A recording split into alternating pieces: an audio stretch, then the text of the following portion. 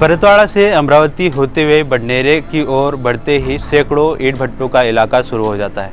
यहाँ मेलघाट से आए सैकड़ों मजदूर रोजगार की तलाश में दिन रात मेहनत करते हैं। पेट की आग बुझाने के लिए यहाँ आकर बसने वाले परिवारों की ज़िंदगी संघर्षों से भरी हुई है।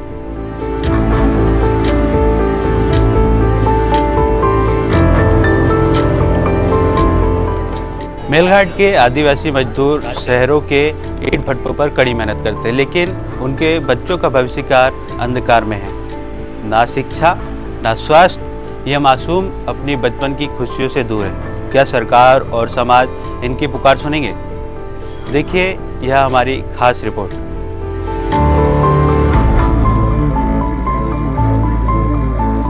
मेलघाट में रोजगार की कमी के कारण ये लोग बड़ी संख्या में पलायन करते हैं, लेकिन इस पलायन के साथ उनके छोटे छोटे बच्चे भी ईंट भट्टों पर पहुंच जाते हैं।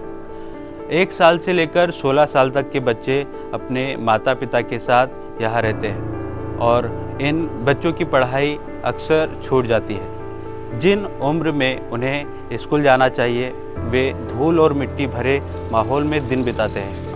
शिक्षा का यह अभाव न केवल उनके भविष्य को अंधकार में बना रहा है, बल्कि उन्हें बचपन में ही बाल मजदूरी की ओर धकेल रहा है।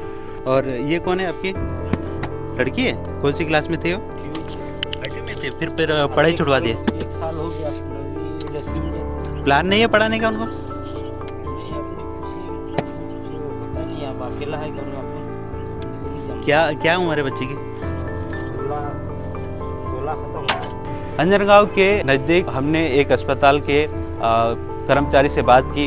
उन्होंने क्या कहा इस विषय में, उनसे सुनिए। मी स्टाफ नर्स म्हणून कार्यरत आहे। अंजनगाव बारीच्या कार्यक्षेत्रामध्ये जवळपास ॲटमॉस्फिअरमध्ये बऱ्याचशा वीटभट्ट्या आहे। जी राहण्याची सिस्टीम पाहिली तेव्हा असं वाटते का खरोखर आपण कितीतरी वर्ष मागासलेलं आहे। यांचं एज्युकेशन तर दूरच आहे, पण साध्या जेवणाच्या वेळसुद्धा त्यांच्या काही अशा निश्चित नाही आहे। त्या स्वतःच्या पोट पाण्यासाठी बरेच दुरून आलेले असतात। त्यावेळेस त्या काय खातील, काय काम करतील याच्यावर ते पाहिल्यावरच आपल्याला असं अक्षरशः असं वाटते कि अपन कोणत्या याच्यात आलेला आहे। हमने एक रिटायर्ड ताड़े मैम से मुलाकात की, जो इन बच्चों को शिक्षा देने का काम कर रहे हैं। बिना सरकारी सहायता के वह अपने प्रयासों से सैकड़ों बच्चों को शिक्षित कर रहे हैं। उन्होंने अपनी पेंशन और व्यक्तिगत संसाधनों से शिक्षकों को भुगतान कर बच्चों को पढ़ाने की व्यवस्था की। ताड़े मैम ने कहा, सरकार की अनदेखी के बावजूद मैं इन बच्चों को पढ़ाने का काम नहीं छोड़ूंगी। उनका भविष्य हमारे प्रयासों से ही बदल सकता है। फक्त खेळतात आणि त्यांचं आयुष्य फक्त धुळीत आणि चिखलात जात आहे। मी 19 साली 2019ला DSSची एक संस्था होती, त्यांनी मला थोडंफार मदत केलं, पण त्याच्यानंतर त्यांनी बंद केले 2 वर्षानंतर। आता तेव्हा त्या 3 लोकांचं हे करायच्या फंडिंग। आता तेव्हा माझ्याकडे 5 टीचर आणि 250 मुलं होते, 250 विद्यार्थी, जे वय वर्ष 7 पासून पुढे सगळं अगदी काहीही न म्हणजे ज्यांना अक्षर ओळख सुद्धा नाही असे मुलं। ईंट भट्टों पर काम करने वाले परिवारों और उनके बच्चों की समस्याओं को हल करने के लिए सरकारी स्तर पर ठोस कदम उठाने की आवश्यकता है। शिक्षा के लिए मोबाइल स्कूल, स्वास्थ्य जांच और पोषण कार्यक्रम, मजदूरों के लिए उचित वेतन और आवास की सुविधाएं होनी चाहिए। इस रिपोर्ट का उद्देश्य इन परिवारों की अनकही कहानियों को सामने लाना है।